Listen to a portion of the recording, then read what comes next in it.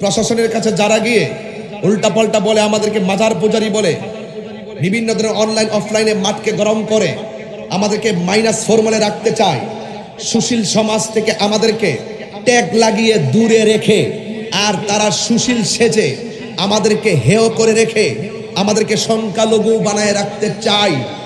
এদেরকে জবাব দিচ্ছি, বলুন মাজার কি সেজদার জায়গা নাকি জিয়ারতের জায়গা? আওয়াজগুলো বড় হবে, বলেন মাজার কি সেজদার জায়গা না জিয়ারতের জায়গা? জিয়ারত করা কি হারাম না সুন্নত? একদম খুব মনোযোগ দিয়ে, জিয়ারত করা কি হারাম না সুন্নত? এটা কি দুনিয়ার কোন মৌলবীর কথা নাকি আমার নবীর কথা? নবীর কথা মানব না মৌলবীর কথা মানব? যেই মৌলবী আমার নবীর পক্ষে কথা বলে সেই মৌলবীর স্যান্ডেল জিব্বা দিয়ে পরিষ্কার করতে রাজি আছি। তো এই জন্য আপনাদের কাছে অনুরোধ, যারা এই কথাগুলো বলে এদের জবাবগুলো এই ওয়াজগুলো সেন্ড করে দিবেন তাদেরকে। তোমরা যারা সুন্নিদেরকে ট্যাগ লাগিয়ে একটা -4 রেখে সামনে অগ্রসর হওয়ার চেষ্টা করছো, মনে রেখো এই দেশে 75% তরিকাপন্থী মুসলমান। কথা বলেন ঠিক কিনা? বলেন আল্লাহ কি এক না দুই? গায়ের জোরে না দলিল মূলে? বলেছেন কে? আল্লাহর কি তন্দ্রা আছে? আল্লাহর কি নিদ্রা আছে? যার তন্দ্রা নাই তার নিদ্রা নাই তিনি খালেক, আর যার তন্দ্রা আছে যার নিদ্রা আছে তিনি মাখলুক। এই জন্য আল্লাহ বলছেন লা তাখুযুহু সিনাতু ওয়ালা নাওম। আল্লাহ হলেন তিনি যাকে তন্দ্রা পাকড়াও করে না, আল্লাহ হলো তিনি যাকে নিদ্রা পাকড়াও করে না। লাউ কানা ফীহিমা আলিহাতুন ইল্লাল্লাহু লাফাসাদাতা, লাউ কানা আলিহাতুন ফীহি ইল্লা, একটা আয়াত আছে যে আল্লাহ হলেন এমন ইলাহ যিনি ব্যতীত দ্বিতীয় কোনো ইলাহ নাই, যদি হতো তাহলে ফাসাদ লেগে যেত। এই জন্য যিনি একদিকে সূর্য উঠাচ্ছেন, এই দিকে সূর্য উঠাচ্ছেন, যে দিকে সূর্য ডুবাচ্ছেন একই নিয়মে সূর্য ডুবছেন, এক আল্লাহ সব কিছু নিয়ন্ত্রণ করছেন। ইন্নাহু হুয়া ইউবদিউ ওয়া ইউঈদ, he is the forgiving and loving ওয়া হুয়াল গফুরুল ওয়াদুদ, তিনি প্রেমময়, তিনি ক্ষমাশীল। একটি কথা আবারও বলছি, ইন্নাল্লাহা ইউমাহিলু ওয়ালা ইয়ামহুল। মামলা দিতে পারো, হামলা করতে পারো, গাড়ি ভাঙতে পারো, মনে রেখো ইন্না বাদশা রব্বিকা লাশাদীদ, আল্লাহর ধরা অনেক শক্ত। অলরেডি শুরু হয়ে গেছে, অলরেডি শুরু হয়ে গেছে, অলরেডি শুরু হয়ে গেছে। কিভাবে হবে টের পাবেন না, কিভাবে হবে টের পাবেন না, চোখে দেখবেন, অনুভব করবেন। সুন্নি ছিল, সুন্নি আছে, সুন্নি থাকবে। জোরে কান ঠিক কিনা বলেন? ইন্নাহু হুয়া ইউবদিউ, হুজুর এখানে আছেন, আল্লাহ হলেন তিনি যিনি আমার হুজুরের আপনাদের পৃথিবীর সবার শুরুর মালিক।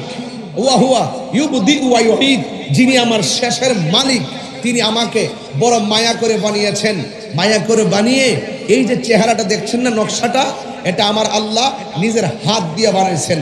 খলাকতু বিয়াদাইয়া, আল্লাহ পাক নিজের হাত দিয়ে আপনার চেহারাটাকে বানিয়েছেন। দেখেন না হাজার হাজার মানুষ শাহরাস্তির জমিনে, বাঁশিগুলা কেমন, হুজুর ওয়াজ করলেন এক বাঁশির আওয়াজ, আপনি কথা বললেন উপস্থাপক আরেক বাঁশির আওয়াজ। হাজার হাজার মানুষ, কোটি কোটি মানুষ, বিশ্ব ব্রহ্মাণ্ডে এত মানুষ, প্রত্যেকটা মানুষের কণ্ঠ আলাদা আলাদা। বলুন নিপুণ কারিগর কে? সেই রব কি দেখে না? আপনি কোন ভাষায় কথা বলেন রব কি বুঝে না? আপনি কি বান্ডেলের জন্য কথা বলেন না চেয়ারের জন্য কথা বলেন? সেই রব কি বুঝে না? এই জন্য সুন্নিরা এক আল্লাহকে সন্তুষ্টি করতে কথা বলি। কথা বলেন ঠিক কিনা? আমার নবীজিকে আমরা জানের চাইতেও বেশি, মার চাইতেও বেশি ভালোবাসি, বাবার চাইতেও বেশি ভালোবাসি। আমার রসুল বলছেন ওয়ান নাসি আজমাইন, সব মানুষের চাইতে আমি নবীকে ভালোবাসতে হবে, তাইলে তুমি ইমানদার হবে। ইমান ছাড়া নামাজ পড়বেন, এই জায়গার মধ্যে কর ফালাবেন, নো বেনিফিট। আপনি যত কাজই করেন কোনো উপকারে আসবে না। ইমান ছাড়া আপনি কপালে কালো দাগ ফেলেন, সেজদা দিতে দিতে কোনো লাভ হবে না। কারণ আলা লা ঈমানা লিমান লা মুহাব্বাতা লাহু। আল্লাহ পাকের হাবিব বলছেন ততক্ষণ তোমরা ইমানদার হবে না যার ভেতরে আমি নবীর মহব্বত নাই, তার ইমান নাই। যার ইমান নাই তার নামাজের দাম নাই, যার ইমান নাই তার রোজার দাম নাই, যার ইমান নাই তার হজের দাম নাই, যার ইমান নাই তার যাকাতের দাম নাই, যার ইমান নাই তার জিন্দেগির দাম নাই, যার ইমান নাই তার বন্দেগীর দাম নাই। যার ইমান আছে তার বন্দেগীর দাম আছে। কথা বলেন ঠিক কিনা বলেন? এই জন্য সুন্নিরা সর্বপ্রথম ইবাদতের সবক দেওয়ার আগে ইমানের সবক দেয়, ইবাদতের সবক দেওয়ার আগে মোহাব্বতের সবক দেয়। আর ওলি আল্লাহর দরবারে যখন যাবেন দেখবেন আপনাকে ইবাদতের সবক দেওয়ার আগে আপনাকে আদবের সবক দেয়। কেন দে? কেন দে? আদবের সবক এই জন্য দে, 9.5 লক্ষ বছর ইবাদত করার পরও তার সারা জীবনের বন্দেগী বরবাদ হয়ে গেছে একমাত্র হাবিবুল্লাহর নূর মুবারককে অস্বীকার করার কারণে আর আল্লাহর অর্ডারের নাফরমানি করার কারণে। এই জন্য যেহেতু বেয়াদবি করলে সব কি হয়ে যায়? ধ্বংস হয়ে যায়। আরে আদম আলাইহিস সালাম গন্ধমের কাছে গিয়েছে, অনুতপ্ত হয়েছে, রব্বানা যালামনা আনফুসানা ওয়া ইল্লাম তাগফির লানা ওয়া তারহামনা লানাকুনান্না মিনাল খাসিরিন। তিনি অনুতপ্ত হয়েছেন আল্লাহ পাকের নবী হিসাবে। আল্লাহ পাকের কাছে তিনি যেভাবে ছিলেন সেইভাবে আল্লাহ পাক কাছে টেনে নিলেন, আল্লাহ পাকের কাছে অনুতপ্ত হয়েছেন। আর বিয়াদব যারা তারা ভুল করলো অনুতপ্ত হয় না, এরা বিয়াদবি করলো অনুতপ্ত হয় না। এই জন্য অনুতপ্ত হওয়া এটা আদম আলাইহিস সালাম আমার বাবার খাসিয়ত, আর অনুতপ্ত না হওয়া ইবলিসের খাসিয়ত।